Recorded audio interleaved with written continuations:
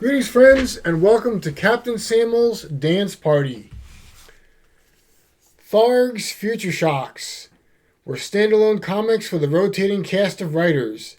They are part of UK magazine 2000 AD, which I may have discussed once or twice on my channel. The stories all have a twist ending. Future shock means being unable to cope with the rapid advance of technology or a sudden paradigm shift in how the world works. Volume 2 is the Future Shocks from 1981 to 1983. Now, at first, I was a bit let down by this volume. A lot of the stories had too much exposition and had to explain the twist endings. And surprises are like jokes. If you have to stop and explain them, they probably aren't very good. And then Alan Moore showed up.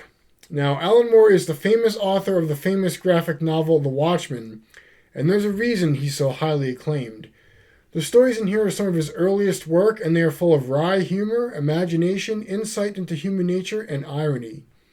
And I especially enjoyed his Abelard Snaz stories about a man with a two-story face and brain. He comes up with these ideas that seem genius at first, but end up making matters worse in the long run. For example, Abelard Snaz is banished to a dismal realm of forgotten gods. He cheers them up and says that they just need an image makeover, and brings back old gods like Thor and Thoth with a modern public relations campaign. But in the end, the gods curse him with eternal life as a reward. And then later, Abelard Snaz is rescued 6 million years into the future by hippies who rule the world as a result of California winning World War 26. Now, Alan Moore is a superstar in the comics industry, and it's easy to see why. I also want to take some time to acknowledge the Joe Black stories by author Kevin Gosnell. Joe Black is a working-class guy who is an employee of PEST, Planetary Exploration and Survey Trust. He's always looking for some kind of side hustle or scam, which sometimes comes back to bite him, but other times he gets away with it. And those stories were great too. Now, overall, I give this collection 5 stars out of 5 and recommend it. And I do want to say, for whatever reason, this collection had a lot of dancing in it. So before we go, let's take a look at the top 5 dance parties in Tharg's Future Shocks Volume 2.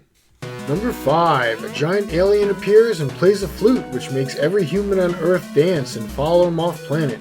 The tunes are vibing, but the motivation of the alien is sus. Art by Brett Ewins. Number 4. A mad scientist uses the power of a special helmet to bring the dead back to life. He commands the undead to dance, and he leads the dancing parade through London, causing mayhem. Art by Ron Smith. Number 3. One of the zombies in the dancing parade gets a hold of the helmet, which now sends out anti-resurrection death rays. All of London is destroyed in this funky, freaky meltdown. Art by Ron Smith.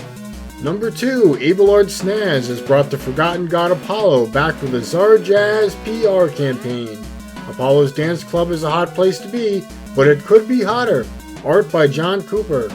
Number 1, technology allows people to live and dance on the surface of the sun.